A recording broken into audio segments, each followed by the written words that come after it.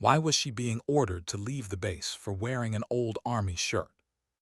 The New Mexico sun hadn't even cleared the horizon when Dana Carver pulled through the gates of Fort Ridgeline. 46 years old, gray threading through brown hair pulled back tight, lines around her eyes that told stories she'd never share at parties. She wore faded black PT shorts and an old army shirt, soft from countless washes, the kind that holds memories in its fabric. No name plate, no rank insignia, just a duffel slung over one shoulder and dog tags that never left her neck. Not once in 23 years. To anyone watching, she looked like just another retiree trying to hold on to something that used to define her. Maybe someone who missed the structure, the purpose, the simple clarity of knowing your mission and executing it without question. But Dana wasn't here to make a statement. She was here because Sergeant Major Dean had called 3 weeks ago, his voice rough with age and too many desert deployments, asking if she'd pace the female recruits during their annual evaluation. Need someone who knows what it means to push through when everything's falling apart, he'd said. Someone who's been there. Dana had said yes before he'd finished asking. Not because she missed the army, though some days she did with an ache that settled deep in her chest, but because she remembered being 19 and scared, running beside women who'd already proven themselves, learning what strength looked like when it wasn't performed for an audience. The parking lot stretched ahead of her, half empty except for a cluster of government vehicles near the admin building. Through her windshield, she could see the track field where young recruits were already gathering, their voices carrying on the dry wind like echoes of her own past. Some were stretching, others checking their laces with the nervous energy of soldiers about to be tested.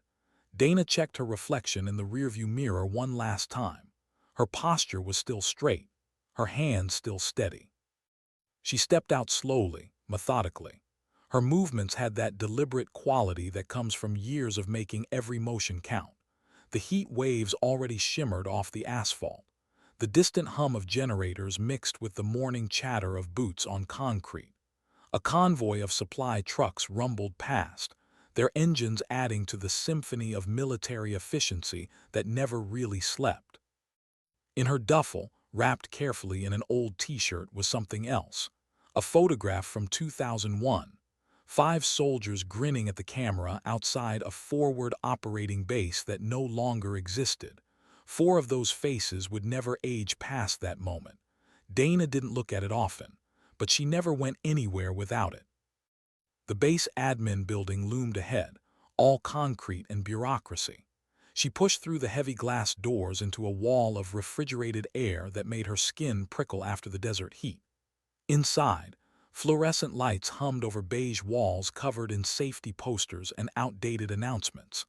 A faded banner proclaimed "Excellence in all we do" above a bulletin board cluttered with duty rosters and training schedules. The floor was that industrial linoleum that every government building seemed to share, polished to a dull shine by decades of boots. Behind the front counter, a young specialist named Morrison looked up from his computer screen. He had the soft look of someone who'd never seen combat, never felt that particular weight that settled on your shoulders after you'd been shot at and returned fire. His expression shifted from boredom to mild confusion. "Morning, ma'am, can I help you?" Dana approached the counter with quiet confidence, her boots making soft sounds on the polished floor. She pulled folded papers from her jacket pocket, each crease precise and deliberate. "Dana Carver, I'm here for the training support. Should be on your volunteer roster." Morrison took the papers, scanning them with the kind of half-attention that spoke of too many routine requests. Behind him, 2 civilian staffers were sorting files, their conversation a low murmur punctuated by occasional laughter. Coffee percolated in a corner machine, filling the air with that burnt smell of government brew that had been sitting too long on the burner. Morrison frowned at the screen. "I'm showing a D. Carver on the list, but—" He looked up at her PT uniform, then back at the papers. "Ma'am, I don't think that uniform is authorized unless you're currently assigned to the base." One of the staffers, a middle-aged woman with tired eyes, glanced over. "Policy's pretty clear on that," she said. not bothering to lower her voice. "Can't have people wandering around in uniform pieces just because they used to serve." Her colleague nodded. "You'd think folks would know better. Playing dress-up doesn't make you active duty again." Dana's expression didn't change. She stood there, patient as stone, while Morrison clicked through more screens. The smell of burnt coffee drifted across the counter, mixing with the antiseptic scent of government tissue floor cleaner. "I'll need to check with the supervisor," Morrison finally said, disappearing into a side office. Minutes ticked by. Through the windows, Dana could see the recruits beginning their warm-up stretches, their young bodies moving with the eager awkwardness of soldiers still learning their own strength. A few glanced toward the admin building, curiosity flickering across their faces. When Morrison returned, he brought company. Lieutenant Kellen strode out of the office like he was already solving a problem that hadn't been properly explained to him. Early 30s, pressed uniform, the kind of confidence that hadn't been tested by anything harder than training scenarios. His boots were polished to mirror perfection, his uniform creases sharp enough to cut paper. He carried himself with the authority of rank, but lacked the worn edges that came from using it under fire. "Ms. Carver," he extended a hand with practiced courtesy, the kind they taught in officer candidate school. "I understand there's some confusion about your participation today." Dana shook his hand once firmly. Her grip was calloused, strong in a way that surprised him. "Sergeant First Class Dana Carver, retired. I'm cleared to support the evaluation." Kellen glanced at the paperwork she'd submitted, his eyes scanning the lines with the methodical precision of someone who trusted regulations more than instinct. "This is more of a recommendation than an actual order," he said, his tone apologetic but firm. "And the uniform issue, I'm afraid we need to enforce that. Can't make exceptions, even for good reasons." "I have proper authorization." "I'm sure you do." He cut her off gently, the way officers do when they've already made up their minds. "But policy is policy. If you'd like to participate, you're welcome to change into civilian clothes. Otherwise—" "Otherwise what?" Dana's voice remained level, but something in it made Kellen pause. Not anger, not defiance, just wait. "Otherwise, I'll have to ask you to leave the base." The staffers were watching now, their file sorting forgotten. Morrison shifted uncomfortably behind the counter. Outside, the morning was getting brighter, hotter. The recruits were almost done with their warm-ups. Dana stood there for a moment, looking at this young officer who thought he understood the rules, who probably did understand them technically, who was just doing his job the way he'd been trained to do it. She could argue, could pull rank even though she didn't wear it anymore, could make this harder than it needed to be. But that wasn't who she was. "Understood, Lieutenant," she said quietly, turning toward the door. And that's when it happened. As she turned, her duffel shifted on her shoulder. The movement lifted the back of her shirt just slightly, just enough, just for a second. But a second was all it took. What happened next, nobody in that room expected. Across the admin office, near the back wall where the senior staff worked, a door opened. Colonel Marcus Ford had been reviewing training reports when he'd heard raised voices. Disagreements weren't unusual in admin buildings, but something about this one pulled his attention. He'd stepped into the doorway, coffee mug in hand, more curious than concerned. And then he saw her back. The tattoo was small, precise. 3 numbers inked in simple black, 1375. Ford's coffee mug hit the floor. The ceramic shattered across the linoleum, dark liquid spreading like a stain across the polished surface. The sound cut through every conversation in the room. Everyone froze. Morrison, the staffers, Lieutenant Kellen, even Dana stopped mid-step. "Sergeant Carver," Ford's voice wasn't loud, but it carried absolute authority. The kind that comes from years of command, from making decisions when lives hung in the balance. "Sergeant First Class Dana Carver." Dana turned slowly. Her expression was neutral, controlled, but something flickered in her eyes when she saw him. Recognition, maybe relief, maybe just exhaustion at having to explain herself one more time. "Yes, sir." Ford crossed the room in 4 long strides. His uniform was crisp, his bearing impeccable, but his face had gone pale. "Detachment 1375. His voice dropped to barely above a whisper. "Night owl." The room went absolutely silent. Dana didn't answer immediately. She just stood there, this woman in faded PT gear and scuffed boots, while a full colonel stared at her like he'd seen a ghost. Finally, she nodded once. "Yes, sir." Ford's throat worked. His eyes went to that tattoo again, those 3 numbers that meant absolutely nothing to everyone else in the room but everything to him. "Lieutenant Kellen," he said, his voice suddenly formal, distant. "Do you know who you just ordered off this base?" Kellen looked confused, maybe a little defensive. "Sir, I was just enforcing." "Do you know what Detachment 1375 was?"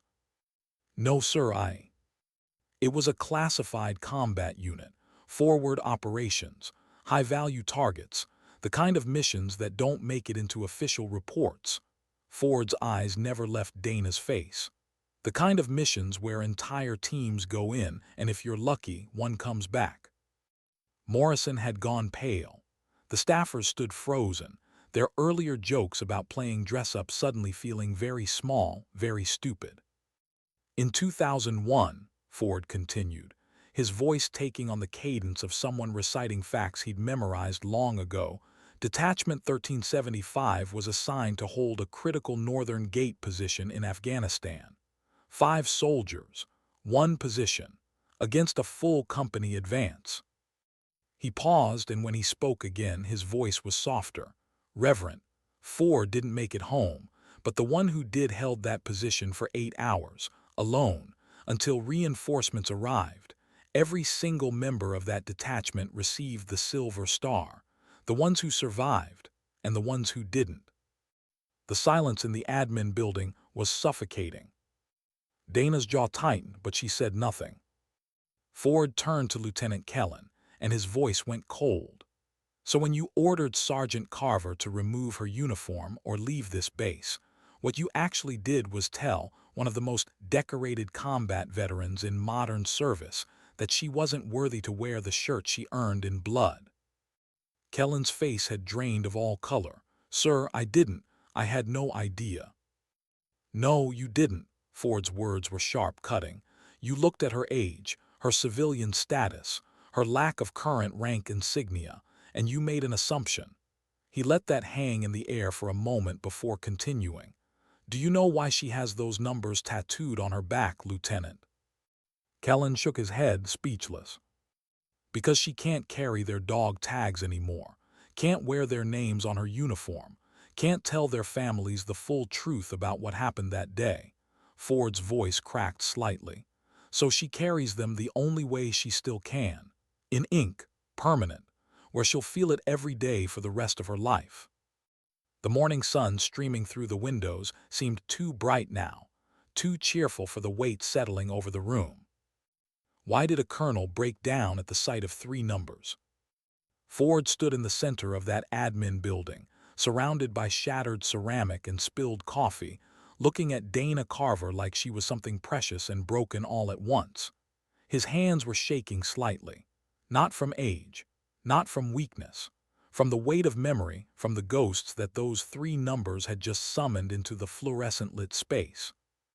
"I was a captain then," he said quietly, his voice carrying to every corner of the silent room. "2nd Battalion stationed 15 kilometers south of your position. When the call came through that Detachment 1375 was under attack, we scrambled everything we had. Trucks, air support, every available body." He paused, his eyes distant. "It took us 8 hours to reach you. 8 hours of fighting through ambushes, roadblocks, terrain that wanted to swallow us whole. And the entire time, we kept getting reports that your position had fallen, that there was no way anyone could still be holding it." Dana's expression remained neutral, but something in her posture shifted. A tiny relaxation, like a soldier finally standing at ease after hours of attention. "But you were," Ford continued. "When we finally broke through, you were still there, alone, surrounded by shell casings and—" He stopped, unable or unwilling to finish that sentence. "You were the only one left standing, and you were still returning fire." Morrison had backed away from the counter, his face ashen. The staffers who'd made jokes about playing dress-up looked like they wanted to disappear into the walls. Lieutenant Kellen stood frozen, his earlier confidence completely shattered. "I carried one of your team members to the evac helicopter," Ford said, and his voice broke completely. "Corporal Sarah Chen. She was still breathing when we loaded her in, still trying to talk. She died before we made it back to base." His eyes met Dana's. She was 22 years old, and the last thing she said was, "Carver's still up there, don't leave Carver." The silence that followed was absolute. Even the hum of the fluorescent lights seemed muted, respectful. Dana's jaw worked, but no words came out. Her hands, which had been so steady all morning, trembled once before she clasped them behind her back in parade rest. An old habit, a way to hide what she couldn't control. Ford seemed to gather himself, pulling his command voice back into place. "Morrison," the specialist jumped. "Get me Sergeant Carver's authorization paperwork, now." "Yes, sir." Morrison scrambled to his computer, fingers flying across the keyboard with desperate urgency. "And someone clean up this coffee before it stains the floor," Ford added, his tone still sharp. One of the staffers hurried to grab paper towels, grateful for something to do, some way to be useful in a situation that had spiraled far beyond her comprehension. Ford turned back to Dana, and when he spoke again, his voice was gentler. "Why didn't you say something? Why didn't you tell them who you were?" Dana's answer was simple, direct. "Because it doesn't matter, sir.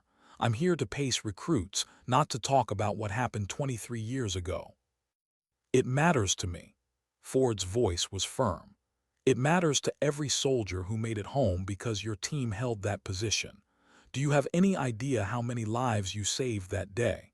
How many families got to keep their sons and daughters because 4 people decided to stand their ground against impossible odds?" "5 people, sir." Dana's correction was soft but absolute. "There were 5 of us." "I know." Ford's voice dropped to almost a whisper. "And you're the only one who has to live with it." Morrison cleared his throat hesitantly. "Sir, the authorization is valid. She's cleared for all base facilities, approved by Sergeant Major Dean for training support." "Then why the hell are we standing here having this conversation?"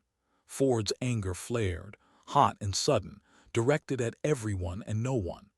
"Why is a decorated combat veteran being questioned about her right to wear a PT shirt on a base she's authorized to access?"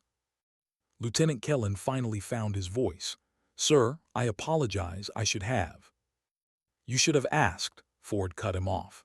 "Before you made assumptions, before you enforced policy without understanding context, before you treated someone who sacrificed more than you can comprehend like they were trying to play soldier." He paused, letting that sink in. "Do you know what the difference is between a good officer and a great one, Lieutenant?" "No, sir." "A good officer follows the rules. A great officer knows when the rules are serving the mission and when they're just serving themselves." Ford's gaze was unrelenting. "Today, you followed the rules, but you forgot the mission. And the mission of every person on this base is to respect and honor those who served before us, especially the ones who paid a price we can't calculate." Kellen stood at rigid attention, his face burning with shame. "Yes, sir. I understand, sir." Ford turned back to Dana, and his expression softened completely. "Sergeant Carver, on behalf of this base and every soldier who's ever worn the uniform, I apologize for how you were treated today." He straightened to attention and rendered a crisp salute. Dana hesitated for just a moment. She wasn't active duty anymore. Technically, she didn't have to return it. But some things go deeper than regulations, deeper than technical requirements. She brought her hand up in a perfect salute, her movements precise despite the emotion flickering across her face. Ford held it for a long moment before dropping his hand.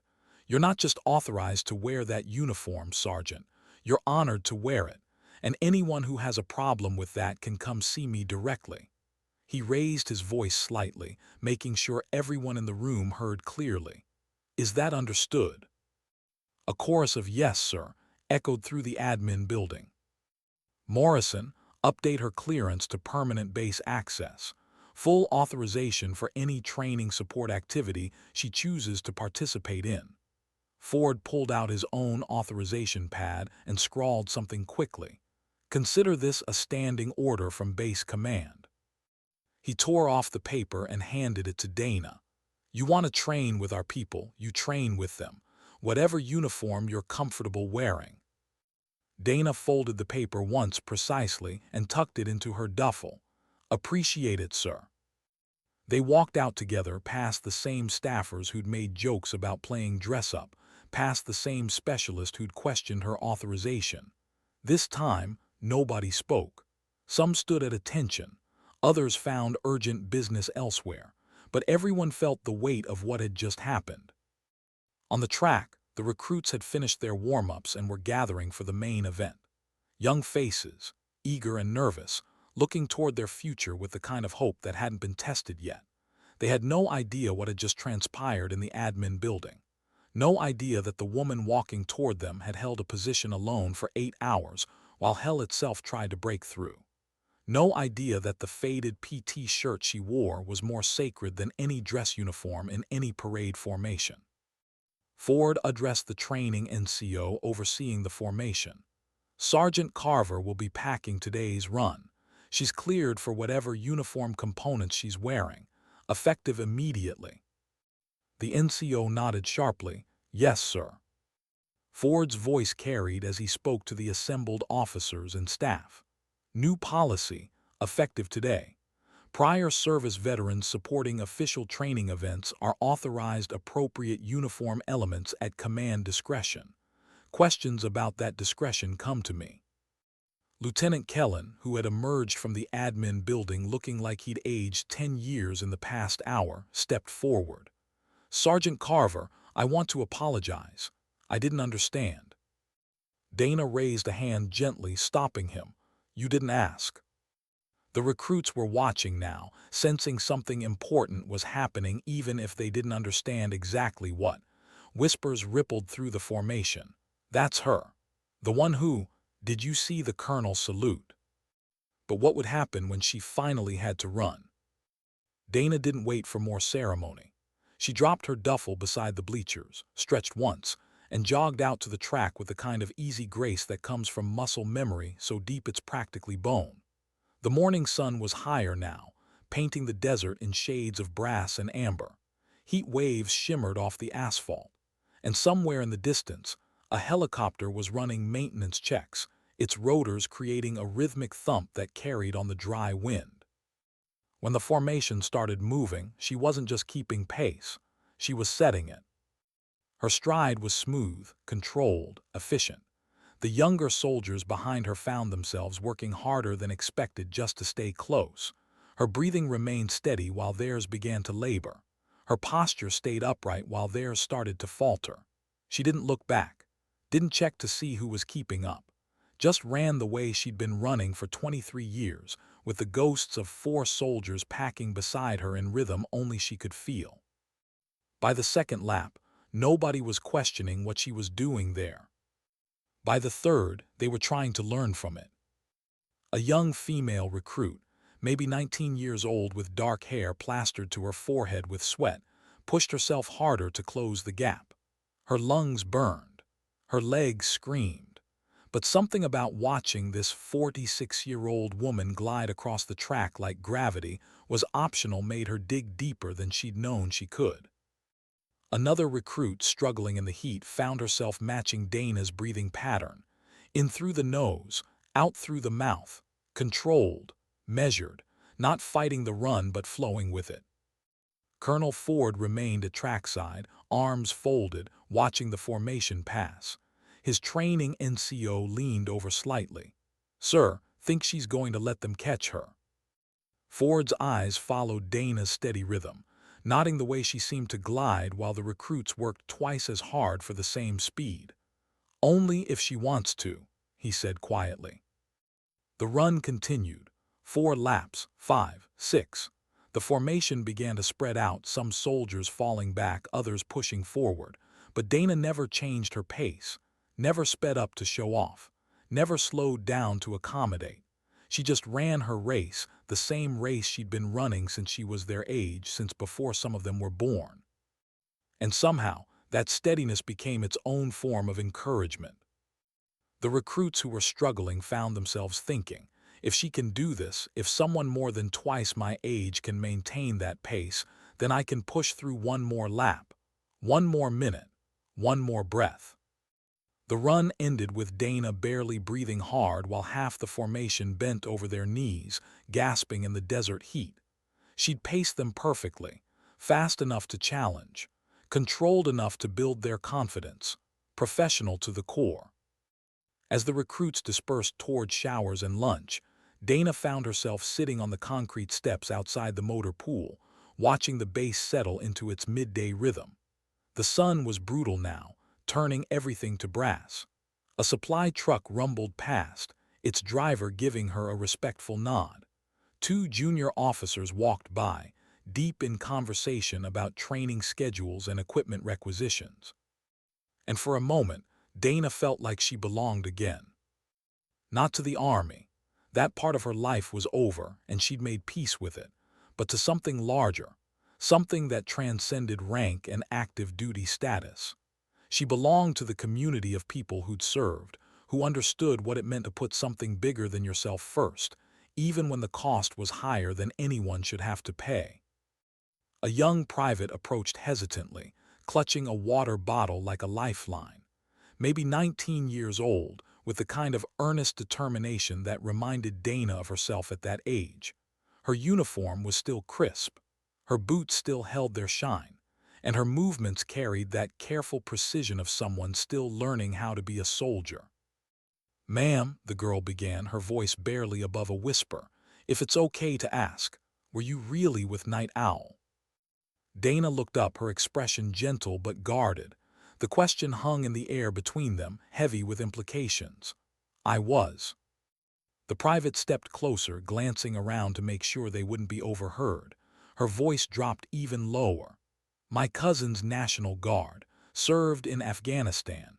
He said there were stories about that unit, about what happened at the Northern Gate, but he thought it was just classified rumors, ghost stories that officers told to scare new recruits." "It was classified," Dana replied, her voice carrying the weight of years spent keeping secrets. "Supposed to stay that way." The young soldier's eyes widened. "Did you really hold the position alone against a full company?" Dana was quiet for a moment, looking out across the base toward the distant mountains. The peaks shimmered in the heat, ancient and unchanging, indifferent to the small human dramas played out in their shadow. When she spoke, her voice was soft but steady, like someone sharing a truth too heavy for one person to carry alone. "Not alone, never alone." She paused, her throat working as if the words were difficult to swallow. "But the others didn't make it back." The young soldier's face fell, her expression shifting from curiosity to something deeper. Respect. Understanding that some questions shouldn't be asked, some stories shouldn't be pressed for. "I'm sorry," she whispered. Dana shook her head slightly, the gesture both dismissive and protective. "They didn't need pity, they needed time." Her voice dropped to barely audible. "When they ran out of time, they gave me mine. They gave everyone theirs." The private stood there, struggling with something bigger than she had words for. Her water bottle trembled slightly in her hands. Finally, she asked the question that had been building since she'd watched Dana pace the formation with effortless grace. "Why'd you come back, after everything, after what they took from you?"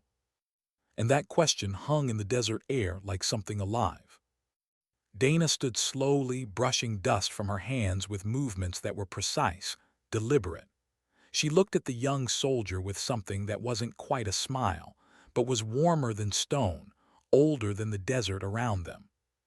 "Because someone's got to show you what quiet strength looks like," she said.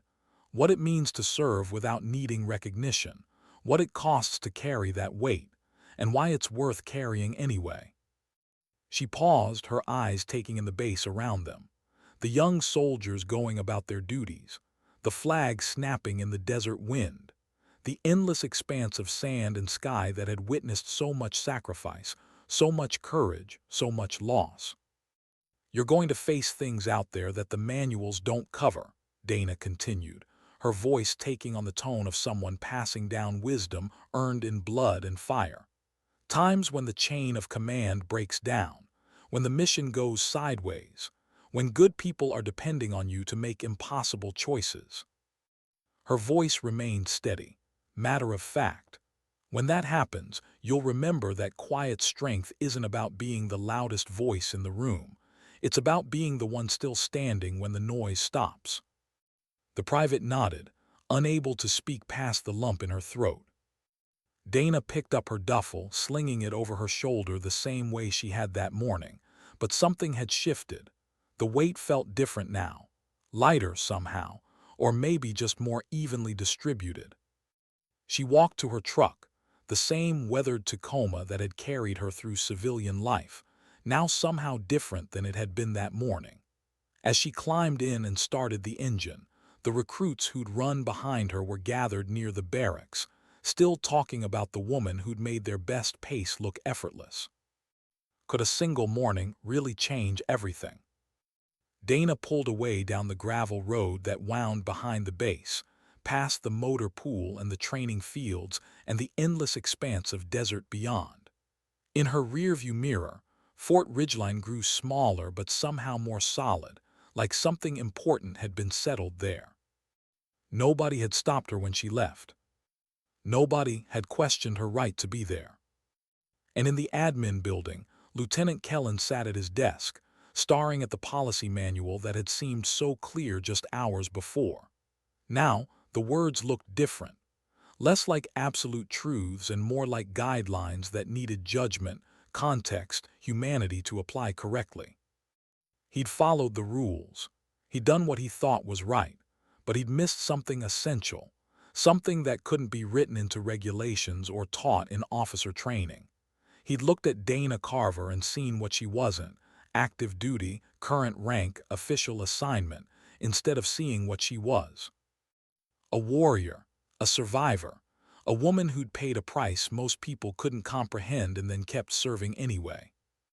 Morrison was quieter too, his usual bored efficiency replaced with something more thoughtful. He'd processed 100 authorization forms that month, but he'd remember this one forever. Not because of what it said, but because of what it meant. Because of the lesson he'd learned about the difference between following procedures and understanding purpose. The staffers who'd made jokes about playing dress-up found themselves unable to meet each other's eyes. Their laughter that morning felt hollow now, small. They'd seen someone and made assumptions based on appearance, based on what fit their narrow understanding of who deserved respect and who didn't. But Colonel Ford's words kept echoing through the building.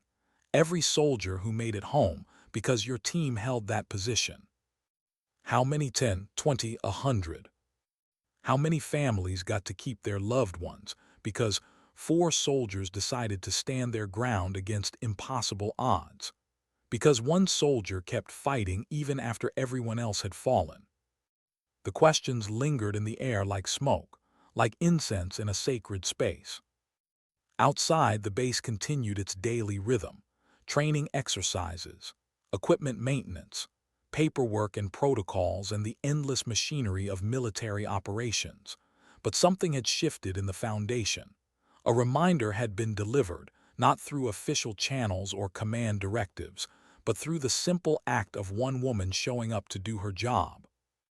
Dana drove through the main gate, giving the guard a respectful nod as she passed. The road ahead stretched through desert landscape, heat shimmering off the asphalt in waves that made the horizon look liquid, unstable. But her hands were steady on the wheel. Her eyes were clear. In the passenger seat, wrapped in an old t-shirt inside her duffel. That photograph remained.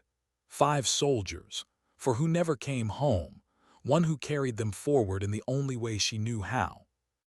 The tattoo on her back would never fade. The numbers would never change. 1375. Permanent. Constant. A reminder that some things can't be filed away in classified documents or buried in official reports. Some things live in the bodies of survivors, written in ink and scars and memories that surface at unexpected moments. Like seeing young recruits who remind you of yourself at 19. Like hearing officers debate policy while missing the human cost. Like being ordered to remove a uniform that you'd earned the right to wear in ways that could never be taken away. Dana's phone buzzed. A text from Sergeant Major Dean. Heard what happened, you okay? She pulled over to respond, her thumbs moving across the screen with practiced efficiency. Fine, good kids, they'll do well. A pause, then, Ford told me about the admin building, said Kellen about had a heart attack. Dana smiled slightly, the expression barely touching her lips. He learned something today, that's all that matters. You sure you're okay? Dean's concern came through even in text form. Yeah, she typed back, I am. And the strange thing was, she meant it. For years after leaving active duty, Dana had felt like she was walking through a world that didn't quite fit anymore. Like she was speaking a language nobody else understood, carrying weights nobody else could see. She tried to build a civilian life, had succeeded mostly, found work, made friends, went through the motions of normal existence. But there'd always been this gap, this distance, this feeling that the person she'd been, the soldier who'd held a position for 8 hours while the world burned around her, existed in a separate reality from the person she'd become. Today, somehow, those two versions had merged. Not completely, not perfectly, but enough to feel whole again. Enough to remember that service didn't end when you turned in your gear, that the values you'd fought for didn't disappear just because you weren't wearing the uniform every day, that the sacrifices made by people like Sarah Chen and the others from Detachment 1375 continued to matter, continued to ripple outward, continued to shape the world in ways both seen and unseen. Dana pulled back onto the road, the engine humming beneath her, the desert stretching endless in all directions. The sun was at its peak now, brutal and unforgiving, but she'd been through worse, so much worse. And she'd survived. Not because she was stronger than everyone else, not because she was special or superhuman or anything that would make a good headline, but because when the moment came, when everything fell apart and the only choices left were fight or flight, stand or run, live or die, she'd chosen to stay. Just like Sarah Chen had stayed. Just like Corporal Marcus Williams had stayed. Just like Specialist Jennifer Torres and Private First Class David Kim had stayed. They'd all stayed, and 3 of them had died staying, and 1 of them had lived to carry the weight of that choice forward into every day that followed. The next morning, Dana woke to 17 missed calls and 43 text messages. The story had spread. Somehow, despite the classification, despite the operational security, despite every attempt to keep Detachment 1375 buried in the archives of forgotten missions, the story had gotten out. Not the details, never the details. Those remained locked away where they belonged, but the broad strokes, the outline, the knowledge that something important had happened at Fort Ridgeline and that it involved a woman most people had never heard of doing something most people couldn't imagine. Sergeant Major Dean called at 600 sharp. You're famous, he said without preamble. I don't want to be famous. Too late. Ford put in a request to have you speak at the next NCO leadership course. 3 other bases have already reached out asking if you'd participate in their training programs. And, he paused, the Army Times wants an interview. Dana closed her eyes, feeling the weight settle over her again. But this time it felt different. Not lighter exactly, but more bearable, like it had been redistributed across stronger foundations. "I'll think about it," she said finally. "That's all I'm asking." Dean's voice softened. "You know, you could have told me what happened in the admin building. I could have smoothed things over before they escalated." "It worked out." "Yeah, but—" "It worked out," Dana repeated, firmer this time. "Kellen learned something he needed to learn. Morrison too, maybe even those staffers. Sometimes the hard lessons are the important ones." Dean was quiet for a moment. "You always were smarter than you let on, Carver. Just trying to do right by the people who can't be here anymore." "I think you're succeeding." The call ended. Dana sat at her kitchen table, nursing coffee and watching the sunrise paint her small apartment in shades of orange and gold. Outside, civilian life continued its normal rhythm. Cars in the parking lot, neighbors heading to work, the distant sound of children playing somewhere down the street. But inside she felt different. Like a door that had been closed for 23 years had finally, carefully, opened just a crack. And through that opening, light was streaming in. Not the harsh fluorescent glare of admin buildings or the brutal desert sun, but something softer, warmer, the kind of light that makes you believe healing might actually be possible, even for wounds that never fully close. 3 weeks later, Dana stood in front of 40 NCOs at Fort Carson, talking about leadership under pressure, about making decisions when there's no good option, about carrying the weight of command and the cost of survival. She didn't tell them the classified parts, didn't share the nightmares or the therapy sessions or the years she'd spent learning to sleep through the night again. Didn't talk about Sarah Chen's last words or the sound Corporal Williams had made when the shrapnel hit or the way Private Kim had smiled even when he knew he wasn't getting out. But she told them what mattered. That leadership isn't about being fearless. It's about functioning despite fear. That courage isn't the absence of doubt. It's the decision to act even when doubt is screaming in your ears. That honor isn't something you wear on your chest in the form of medals and ribbons. It's something you carry in your actions, in your choices, in the way you treat people when nobody's watching. And most importantly, that service doesn't end when you take off the uniform. It transforms, adapts, continues in new forms, new contexts, new ways of giving back to something larger than yourself. When she finished, the room erupted in applause. Not the polite kind, the genuine kind. The kind that comes from people who recognized truth when they heard it, who understood that they'd just been given something valuable, something rare. A young staff sergeant approached afterward, barely containing his emotion. "My unit deployed to the same region," he said quietly. "Different time, different mission. But we operated out of a position that your team—" He couldn't finish. Dana just nodded. "You made it home. Because you held that gate." His voice broke. "Because you gave us a defensive position that was already proven, already secured with—" He swallowed hard. "We knew what happened there, not officially, but we knew, and every day we held that position we remembered." "Then honor them by leading well," Dana said simply. "That's all they'd want, all any of us want." The staff sergeant saluted. Dana returned it, and in that moment something passed between them.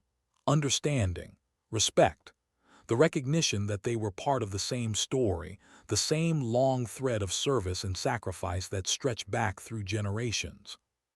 But could Dana finally find peace with what she'd survived? The months that followed brought more speaking engagements, more requests for interviews, more opportunities to share what she'd learned in ways that might help the next generation of soldiers. Dana accepted some, declined others, learned to navigate this new role she'd somehow fallen into, not quite celebrity, not quite advocate, but something in between. A voice, a witness, a reminder. She spoke at the Air Force Academy about resilience, at West Point about decision-making under pressure, at smaller bases and training facilities about the quiet strength that holds armies together when everything else falls apart. And slowly, carefully, she began to talk about the others. Not the classified details. Never those, but their names, their faces. The fact that Sarah Chen had wanted to be a teacher after the army, that Marcus Williams played guitar and wrote songs nobody ever heard, that Jennifer Torres sent half her paycheck home to her mother every month without fail, that David Kim had been the youngest, the quietest, the one who'd somehow kept everyone's spirits up even in the worst moments. She talked about them because they deserved to be remembered, because their families had lived 23 years with holes that could never be filled, because the world needed to know that behind every classified mission, every redacted report, every operational success that never made the news, there were real people who'd paid real costs. And maybe, just maybe, talking about them helped Dana carry them a little easier. The nightmares didn't stop. The survivor's guilt didn't disappear. The weight of being the one who made it home while 4 others didn't. That never went away, but it became more bearable, more manageable, less like drowning and more like swimming in deep water, difficult, exhausting, but survivable. One evening, Dana received an unexpected package. No return address, just her name and apartment number in precise military handwriting. Inside was a letter and a photograph she hadn't seen in years. The letter was from Sarah Chen's younger sister. Dear Sergeant Carver, asterisk. My mother passed away last month. While sorting through her belongings, I found this photograph and knew it should be with you. She kept it on her nightstand for 23 years. Every morning and every night she looked at Sarah's face and remembered, not with sadness, though there was plenty of that, but with pride. You probably don't remember me. I was only 6 when Sarah died, but I remember you. You came to our house after the funeral. You sat with my mother for hours, not saying much, just being there. I didn't understand it then. I do now. I joined the Army 3 years ago, made sergeant last month, and every day I wear this uniform I think about Sarah, about what she stood for, about the kind of soldier she was and the kind I want to be. Thank you for holding that position. Thank you for making it home. Thank you for carrying my sister forward in the only way you could. You don't owe us anything, but I wanted you to know, we don't see you as the one who survived while Sarah didn't. We see you as the one who gave her sacrifice meaning, who made sure it mattered, who turned loss into something that could save others. Respectfully, asterisk. SSG Michelle Chen. The photograph showed all 5 members of Detachment 1375 on a rare day off, sitting outside the mess hall in the golden hour before sunset. They looked so young, so alive. Sarah was laughing at something Marcus had said. Jennifer had her arm around David, and Dana stood slightly apart, camera shy even then, but smiling, actually smiling. Dana set the letter down with trembling hands, read it again, and then a third time. She'd spent 23 years believing she'd failed them, that if she'd been faster, smarter, better, maybe they'd all be here. Maybe Sarah would be teaching 3rd grade somewhere. Maybe Marcus would be playing guitar at open mic nights. Maybe Jennifer would be spoiling her mother with grandchildren. Maybe David would have found whatever quiet happiness he'd been looking for. But Michelle Chen's words offered a different perspective. Not one that erased the guilt or made the loss acceptable, but one that suggested maybe, just maybe, surviving wasn't a failure. Maybe carrying their memory forward, honoring their sacrifice by living well and serving others. Maybe that was enough. Maybe it had to be enough. Dana placed the photograph next to the one she already carried. 2 images, one from before, one from a moment of light in the darkness. Together, they told a more complete story, not just of death and loss, but of life and connection and the brief, brilliant moments when people came together for something bigger than themselves. She'd never forget that day at the northern gate, the sound of incoming fire, the desperate radio calls. The decision to stay when leaving would have been justified. The 8 hours that felt like 8 years. The silence when the shooting finally stopped and she realized she was the only one still breathing. She'd carry those memories until her own last breath. But now maybe she could also carry something else. The memory of Sarah's laugh, Marcus's music, Jennifer's generosity, David's quiet strength. The knowledge that 4 people had chosen to stand beside her not because they had to, but because it was right, because it mattered, because that's what soldiers do when the mission calls and the cost is unclear. They'd given her time, time to get help, time to hold the position until reinforcements arrived, time to make their sacrifice mean something beyond just another casualty report in another classified operation. And Dana had spent 23 years trying to be worthy of that gift. She wasn't sure she'd succeeded, wasn't sure anyone could, really, but she'd tried. God, she'd tried. Through the nightmares and the therapy and the long, quiet years when civilian life felt like walking through water. Through the moments when the weight seemed unbearable and the guilt felt like it might crush her completely. She'd kept trying. And somehow, impossibly, she was still here. Still standing. Still serving in whatever way she could. That had to count for something. The next time Dana walked onto Fort Ridgeline, she wore the same faded PT uniform, the same scuffed boots, the same dog tags that never left her neck, but something was different. The weight she carried felt more evenly distributed. The ghosts that paced beside her felt less like burdens and more like companions. Morrison saw her coming and stood immediately. "Sergeant Carver, good to see you again, ma'am." "Good to see you too, Specialist." "No issues with authorization today," he said with a slight smile. "Colonel Ford made sure everyone knows you're welcome here anytime." "Appreciate that." Lieutenant Kellen appeared from the back office. He still looked slightly haunted, like a man who'd learned a hard lesson and was still processing it. "Sergeant Carver," he said formally, then more quietly, "I wanted to thank you." Dana raised an eyebrow. "For what?" "For showing me what I'd missed, what matters more than policy." He met her eyes. "I'm trying to be better, to ask more questions, to see people instead of just processing them." "That's all any of us can do," Dana said. "Keep trying, keep learning, keep remembering that the mission is people, not paperwork." She walked out to the track where a new group of recruits was gathering. Young faces, eager eyes, the same hope and fear and determination she'd seen in mirrors and formation photos and forward operating bases around the world. They didn't know her story, most of them probably never would, but that was okay. That wasn't why she was here. She was here because someone had to show them what quiet strength looked like, what it meant to serve without needing recognition, what it cost to carry the weight, and why it was worth carrying anyway. As the formation started moving and Dana fell into that familiar rhythm, the New Mexico sun warming her back, she felt something she hadn't felt in 23 years. Peace.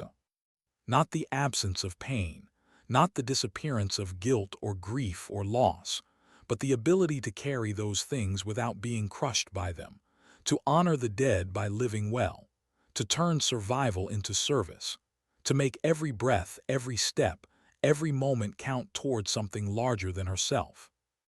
Sometimes dignity doesn't speak, it simply acts. Sometimes strength isn't about never falling, it's about standing back up. Sometimes the greatest honor we can give to those who didn't make it home is to make sure their sacrifice continues to matter, continues to inspire, continues to shape the world in ways both seen and unseen. Dana Carver had held a position for 8 hours against impossible odds. But she'd been holding it for 23 years since. And she'd keep holding it for however many years she had left. Because that's what soldiers do. They stand their ground. They hold the line. They remember the fallen. And they keep serving, long after the uniform comes off and the medals go in a box, and the world moves on to newer stories, fresher headlines, different heroes. They keep serving. Because service is not a job. It's a calling. And some callings never end. They just transform. Adapt. Continue. In small moments and quiet acts and the steady rhythm of boots on a desert track, packing recruits who will someday pace others, passing forward the lessons learned in blood and fire, and sacrifice too great to measure. That's the real story. Not the heroics, not the medals, not even the survival, but the choice made every single day to honor what was lost by living well and serving others, and making sure that dignity, true dignity, doesn't need to announce itself. It simply acts. Sometimes, when the New Mexico wind is right and the light hits the track just so, the young soldiers swear they can see more than one shadow running beside Sergeant Dana Carver. Four others, keeping pace, staying close, reminding her and everyone who looks carefully enough that she's never been running alone. Not then. Not now. Not ever. And in the quiet moments between breaths, between strides, between heartbeats, Dana whispers their names like a prayer, like a promise, like a vow she'll keep until her own last day. Sarah, Marcus, Jennifer, David. Still standing watch. Still holding the line. Still here in the only way that matters. In memory. In honor. In the endless march forward that never forgets where it came from, or who paid the price for every step. Sometimes dignity doesn't speak, it simply acts.